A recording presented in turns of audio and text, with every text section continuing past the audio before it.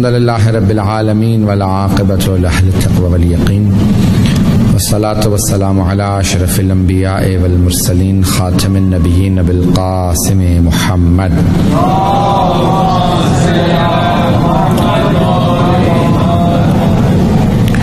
وآلہ الطیبین الطاہرین المعصومین لا سیما بقیۃ اللہ فی الارضین روحی وارواح العالمین لتراب مقدمہ الفدا واللعنة الدائمة على أعدائهم أجمعين من الآن إلى قيام يوم الدين.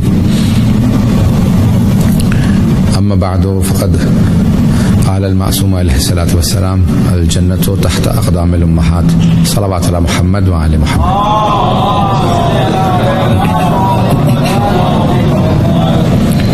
خداوند متعال نے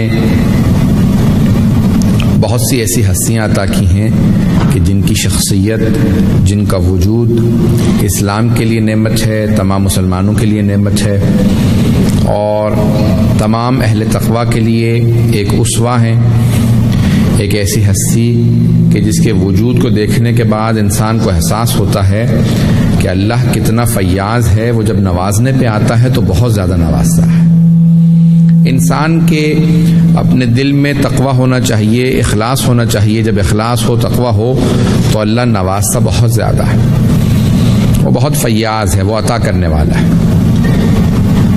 حضرت ام البنین ایک ایسے خاندان سے جن سے متعلق آپ سنتے آئے ہیں کہ جناب امیر علیہ السلام نے اپنے بھائی حضرت عقیل سے پوچھا کہ مجھے ایسے خاندان میں شادی کرنی ہے. ابھی دیکھیں انسان کی جینیالوجی کتنی اہم ہے. اس کے لیے دو چیزیں انسان میں بے انتہا اس کے کردار میں اثر رکھتی ہیں.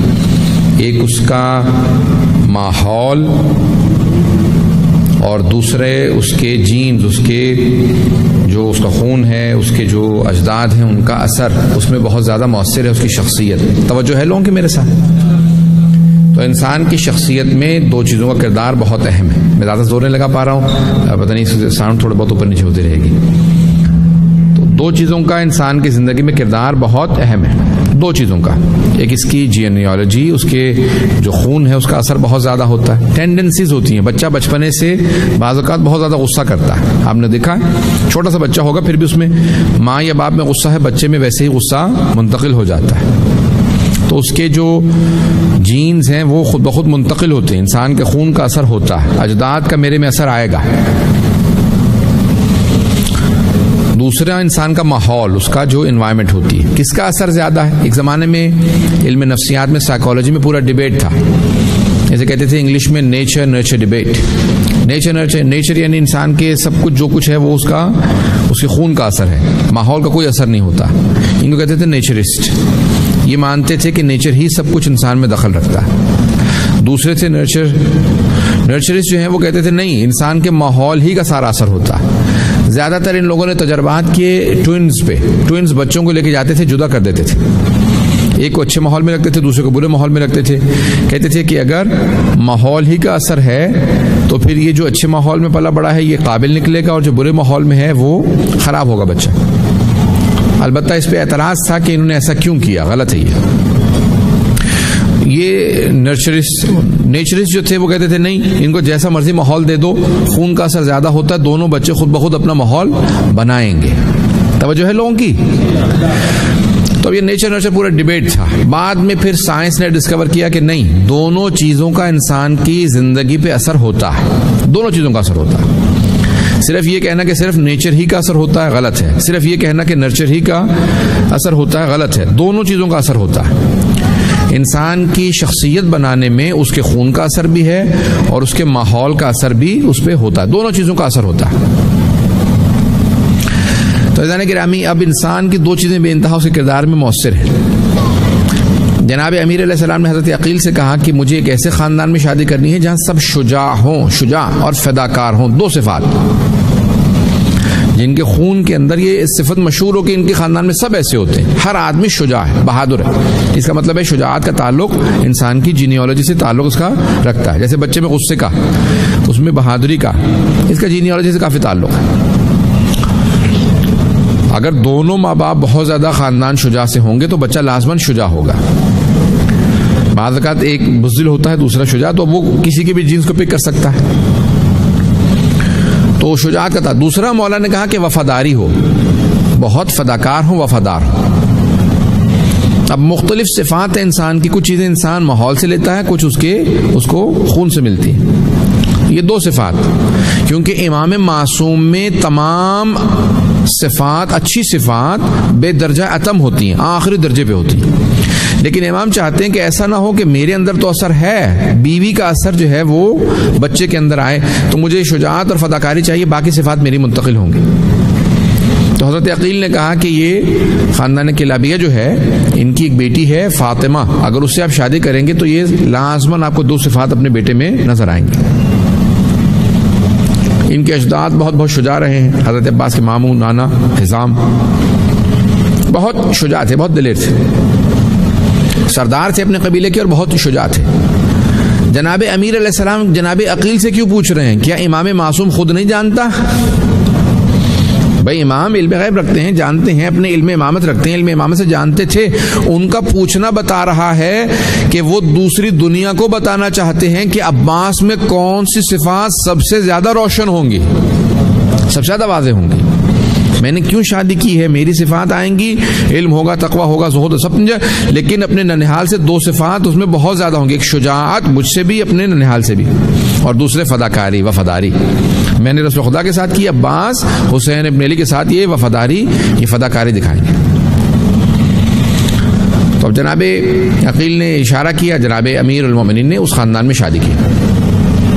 اب جناب فاطمہ بنت حزام, ان سے شادی ہوئی, اور جب آپ گھر میں آئیں تو آپ جناب, ان کا نام بھی فاطمہ تھا, جناب امیر کی پہلی زوجہ کا بھی نام فاطمہ بنت محمد صلی اللہ علیہ وسلم علیہ وسلم.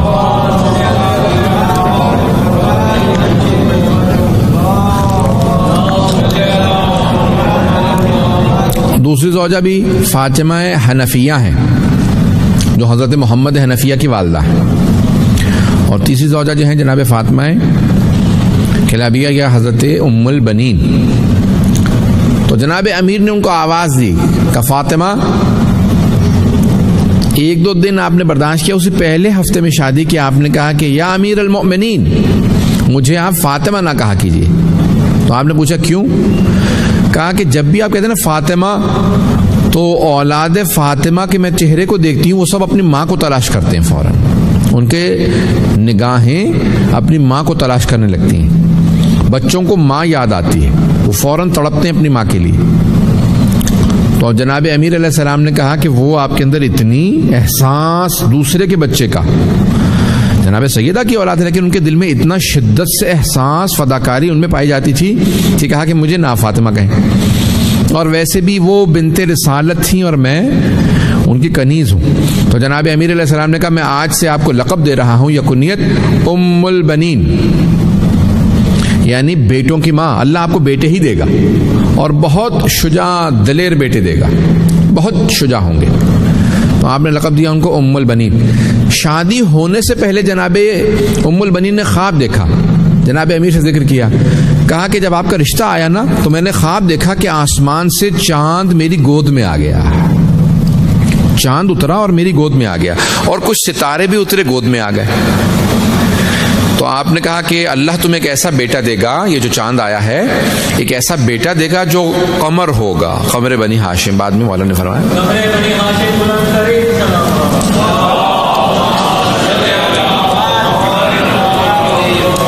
اب میں تفصیل میں نہیں جا رہا ہوں, وقت کم ہے. آپ نے فرمایا کہ آپ کو اللہ ایک ایسا بیٹا دے گا جو بہت خوبصورت ہوگا, بہت نامور ہوگا, نام بہت زیادہ ہوگا اس کا, بہت شہرت ہوگی اس کی, اور اس کا اللہ نام بہت بلند کرے گا. جیسے چاند مشہور ہے اسی طرح سے اس کا نام مشہور ہوگا. اللہ آپ کو ایک ایسا بیٹا دے گا, یہ جو آپ کی گود میں آیا ہے یہ اللہ نے آپ کی گود میں چاند جیسا بیٹا نازل کیا, قمر بنی ہاشم. اور ستارے کا باقی بیٹے آپ کے ستاروں کی طرح سے ہوں گے. تو اب جناب ام البنین نے خواب دیکھا, اور ان میں دیکھا کہ بھئی یہ میری گود میں چاند ہیں, ستارے ہیں. بہت کچھ تفصیل ہے, لیکن جب آپ بیہقی آئیں جناب امیر نے بہت اہتمام کیا. لیکن جناب سیدہ کی شہادت کے بعد جناب امیر المومنین خوشی نہیں مناتے تھے. کسی نے یہاں تک کہا کہ یا علی آپ داڑھی خضاب کیوں نہیں کرتے، آپ کے بال سفید ہو گئے، دشمنوں پہ روب ختم ہو جائے گا، وہ کہیں گے شیر خدا ہیں، بوڑھے ہو گئے، اب شاید لڑ نہ پائیں۔ تو مولا نے کہا کہ نہیں، خضاب زینت کی علامت ہے، زینت خوشی کی علامت ہے، میں غمگین ہوں، اب میں خوشی نہیں مناؤں گا، تو میں اس لیے خضاب نہیں کروں گا۔ کہ مولا، یعنی مولا کو غم کس چیز کا ہے؟ خطبہ نمبر 202 نہج البلاغہ کا، فَأَمَّا اللَّيَالِ فَمُسَحَّدٌ، آج کے بعد سے میری کوئی بھی رات سکون سے نہیں گزرے گی، وَأَمَّا حُزْنِ فَسَرْمَدٌ، اور میرا جو غم ہے وہ ہمیشہ ہمیشہ کے لیے باقی رہے گا۔ کب کہا؟ جب جناب سیدہ کو دفنا رہے تھے، کہا اب کے بعد اب میرا غم ختم ہونے والا نہیں ہے، میرا غم ہمیشہ کے لیے باقی ہے۔ سیدہ آپ نے ایسا داغ دیا ہے کہ میں کبھی بھلا نہیں پاؤں گا، میں آپ کے غم کو کبھی بھلا نہیں پاؤں گا۔ تو اب جناب سیدہ کا غم ایسا غم ہے کہ جناب امیر اس کے بعد خوشی نہیں مناتے تھے، کبھی بھی زینت نہیں کرتے تھے، بہترین لباس پہننا، اچھا لباس پہننا نہیں، سادہ لباس پہنتے تھے، سادہ غذا کھاتے تھے، کبھی خوشی نہیں مناتے تھے۔ تو آپ نے اہتمام کیا، جناب ام البنین خط تشریف لائیں، اور جو ائمہ اہل بیت علیہم السلام تھے وہ دیکھتے تھے کہ کتنا جناب ام البنین کا مقام ہے اور جناب سیدہ کا کتنا احترام کرتی ہیں۔ جناب ام البنین کے ہاں جب پہلے بیٹے کی ولادت ہوئی تو آپ نے اپنے بیٹے سے کہا کہ بیٹا، جب وہ بولنے لائق ہوئے جناب عباس علیہ السلام، تو کہا بیٹا میری چند وصیتیں یاد رکھنا۔ سن رہے سب لوگ؟ کہا بیٹا میری چند وصیتیں یاد رکھنا، تم کنیز زادے ہو، تم میرے بیٹے ہو اور وہ زہرا کے بیٹے ہیں، کبھی بھی حسن و حسین کو بھیا مت کہنا، بھائی کہہ کے مت پکارنا۔ کہا یہ میرے بھائی نہیں ہے، کہ بھائی ہیں لیکن بھائی کہہ کے مت پکارنا کیونکہ وہ زہرا کے بیٹے ہیں۔ کہا پھر کس طرح سے پکاروں؟ کہا سیدی و مولائی، آقا اور مولا کہہ کے پکارنا، اخی یا آقا کہہ کے مت پکارنا، بھائی کہہ کے مت پکارنا۔ کہا کہ اماں آپ کی وصیت یاد رہے گی۔ اماں اور کوئی وصیت؟ کہا ہاں بیٹا، جب وہ بلائیں تو سر اٹھا کے مت بات کرنا، ہمیشہ سر جھکا کے بات کرنا، جیسے غلام کھڑے ہوتے ہیں نا سر جھکا کے، تو سر جھکا کے بات کرنا۔ یہاں تک کہ جب 11 برس کے ہوئے نا تو ایک مرتبہ جناب زینب نے بلایا، بھیا عباس ذرا میری طرف دیکھو۔ جیسے جناب زینب نے کہا نا میری طرف دیکھو، تو روایت کے الفاظ ہے جناب عباس نے جناب زینب کو نہیں دیکھا، فوراً پلٹ کے ماں کو دیکھا۔ کہا ماں آپ نے کہا تھا سر مت اٹھانا، بی بی کہتی میری طرف دیکھو، میں سر اٹھا کے دیکھ سکتا ہوں یا نہیں دیکھوں؟ تو جناب ام البنین نے کہا کہ کیونکہ اب بی بی نے حکم دیا ہے، سر اٹھا کے دیکھو۔ کبھی بھی کیا بات ہے؟ کہا بھیا عباس کیا بات ہے، آپ سوتے کیوں نہیں ہیں؟ آپ کی آنکھیں سرخ رہنے لگی ہیں۔ تو کہا کہ جب مولا حسین نے پانی مانگا تو میں فوراً دوڑتا ہوا گیا، غلام سے کہا کہ مجھے پانی لا دو، تو میں فوراً گیا، میں پانی لے کے آیا۔ تو بابا نے ایک مرتبہ مجھے دیکھا کہ عباس آج تو پانی لے آئے ہو، جب یہ کل حسین بلائے گا تو پانی نہیں لا سکو گے۔ کہ وہ جو جملہ سنا نا تو مجھ سے برداشت نہیں ہوا، میں نے کہا ایسا نہ ہو کہ میں سوتا رہ جاؤں، میرے بھائی مجھے پانی کے لیے بلائیں۔ تو کہا نہیں، وہ کوفے کا نہیں، وہ کربلا کے لیے کہا ہے، جب آپ کو پکاریں گے تو آپ نہیں آئیں گے، وہ شہادت کے بعد کی بات ہے۔ اب اتنی عظمت ہے جناب عباس کے اندر، یہ جناب ام البنین کی تربیت ہے، جناب ام البنین کی عظمت بہت زیادہ ہے۔ آئے میں چند روایات پیش کرنا چاہتا ہوں، تھوڑا سا اگر پیش کروں کہ عظمت کیا ہے جناب ام البنین کی۔ اگر آپ تاریخ اٹھا کے دیکھیں، جب جناب ام البنین ملنے کے لیے آئی نا بی بی سے، تو کہا کہ بی بی آپ کے پردوں کی حفاظت کے لیے میں نے اپنے سارے بیٹے ساتھ بھیج دیے ہیں۔ صرف جناب عباس کی شادی ہوئی تھی، باقی بیٹوں کی بھی شادیاں بھی نہیں ہوئی تھی۔ جناب عباس 34 برس کے تھے، باقی اور بہت زیادہ جوان تھے، بہت کم سن تھے۔ جناب جعفر 28 برس کے تھے۔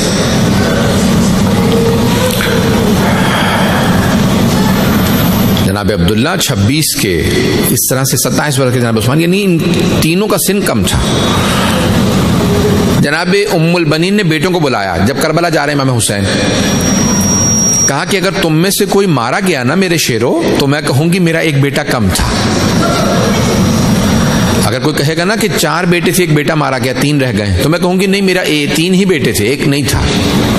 اے میرے شیرو، اگر تم میں سے کوئی مارا گیا تو میں کہوں گی میرے بیٹے کم تھے، 2 مارے گئے میں کہوں گی نہیں 2 ہی بیٹے تھے، 3 مارے گئے میں کہوں گی 1 ہی بیٹا تھا، 4 مارے گئے میں کہوں گی میرا کوئی بیٹا نہیں تھا۔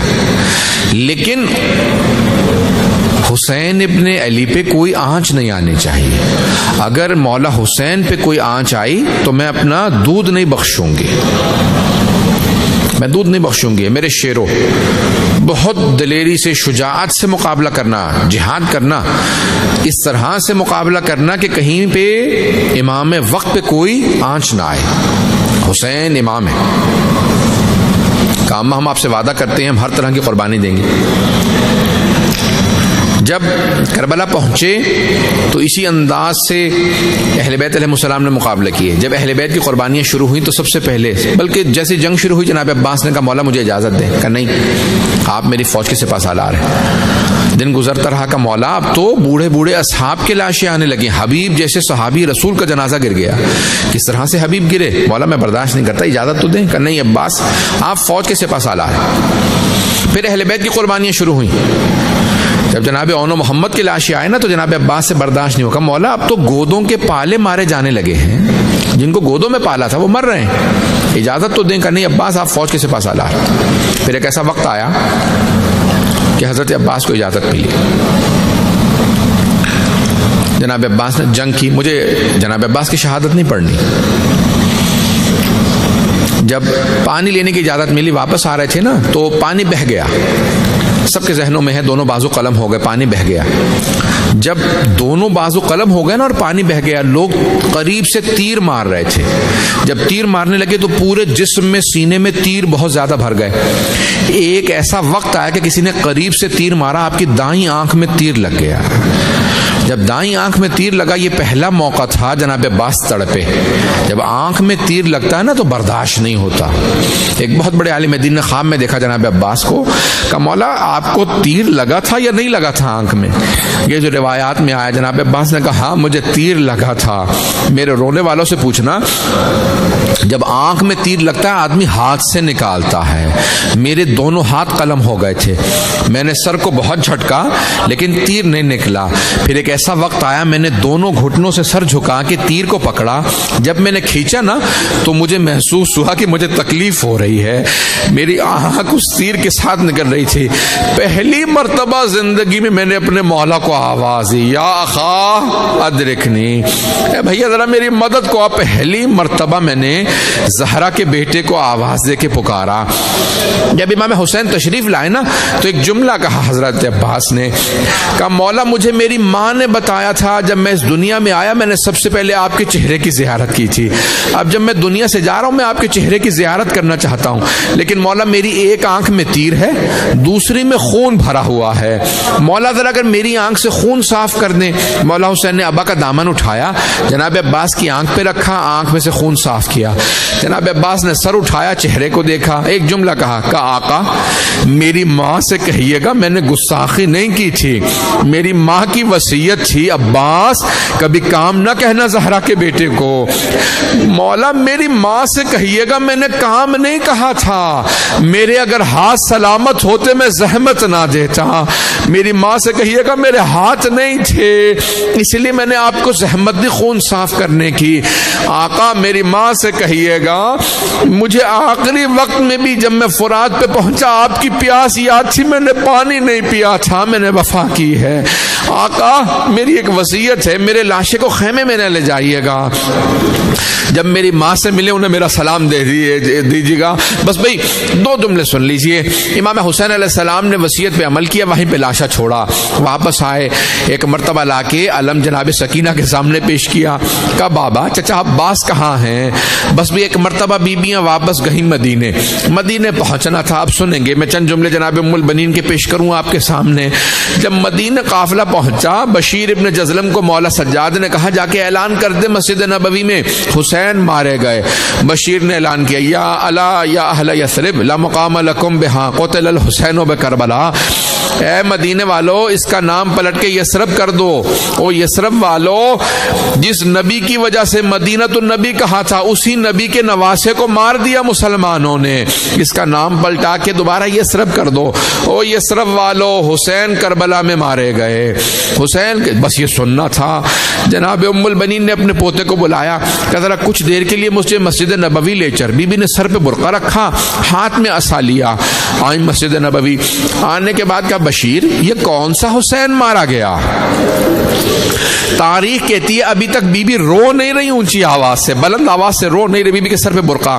کہا کہ اے بشیر یہ کون سا حسین مارا گیا؟ کبھی بھی آپ کو نہیں پتا؟ کہ نہیں تو مجھے بتا کون سا حسین مارا گیا. کبھی بھی نواسہ رسول حسین مارا گیا, علی کا لال حسین مارا گیا, زہرا کے دل کا چین حسین مارا گیا. بس ایک مرتبہ جناب ام البنین نے سنا اور ایک مرتبہ تڑپ کے سوال کیا کہ بشیر میں کیسے مان لوں عباس کے ہوتے ہوئے حسین مارا گیا؟ کہ نہیں بی بی آپ نے غلط سنا, پہلے عباس مارے گئے تھے بعد میں حسین مارے گئے.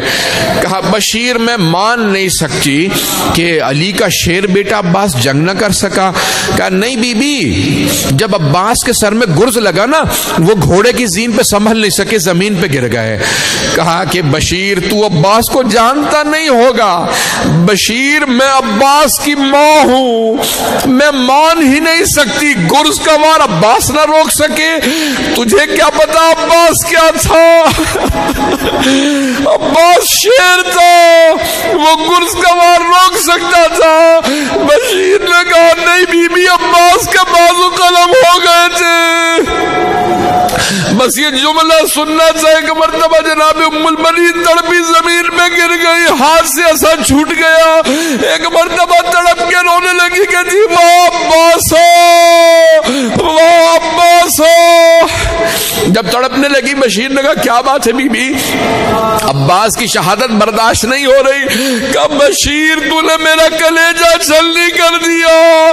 تو کہتا میرا شیر بیٹا گھوڑے سے گرا, جب وہ گرا اس کے بازو نہیں تھے. جب کوئی شاہ سوار گرتا ہاتھوں کا سہارا لیتا ہے, مجھے پتا میرے بیٹے کا چہرہ زمین پہ پہلے لگا تھا یا سینہ. بی بی بہت تڑپی. پھر ایک مرتبہ آپ نے پوتے سے کہا مجھے کچھ دیر کے لیے جنت البقیع لے چل. بی بی قبر کی پائنچی میں بیٹھی. کا بی بی میرے عباس کو معاف کر دیجئے گا, عباس نے بے وفائی نہیں کی تھی, پہلے میرا عباس مارا گیا بعد میں آپ کا حسین مارا گیا, عباس نے بے وفائی نہیں کی. پھر بی بی نے اپنے ہاتھ سے 4 قبریں بنائی.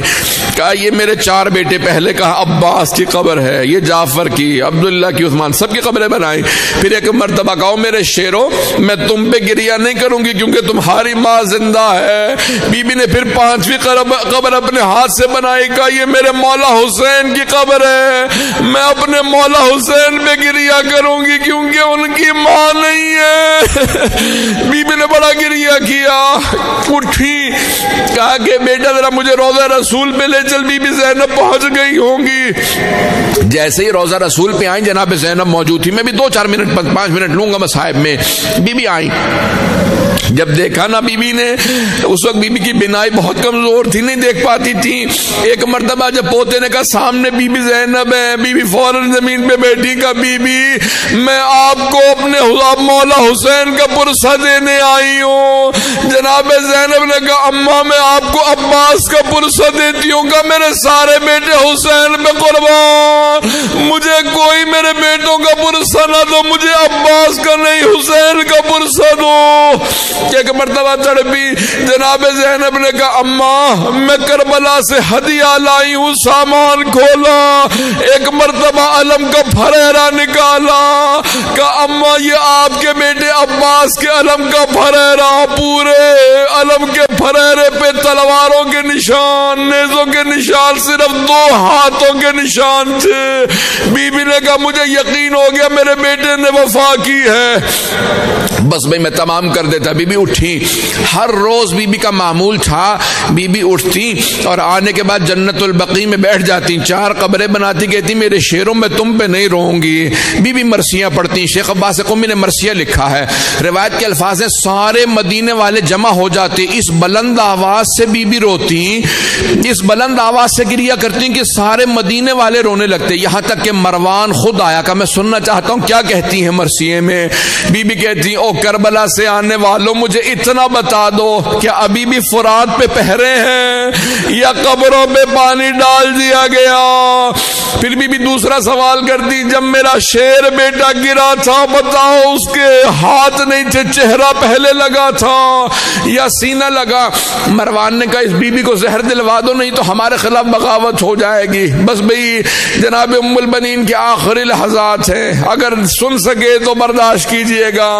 جناب فضہ کہتی ہیں میں فوراً جناب ام البنین کے پاس گئی، آخری لحظہ تھا، میں نے فوراً پوچھا بی بی ام البنین آپ علی کی زوجہ تھی، حسنین کو آپ نے پالا، زینب ام کلثوم کو پالا، کوئی ایک بات مجھے دے جائیے جو میری پوری زندگی کام آئے، کوئی ایک بات، ایک جملہ مجھ سے کہہ دیں جو میری پوری زندگی کام آئے۔ جناب فضہ کہتی جناب ام البنین نے سر اٹھایا، مجھے مسکرا کے دیکھا، کہا فضہ یہ جملہ یاد کر لو، السلام علیکہ یا ابا عبداللہ الحسین، السلام علیکہ یا ابا عبداللہ الحسین، بس یہ جملہ کہنا تھا۔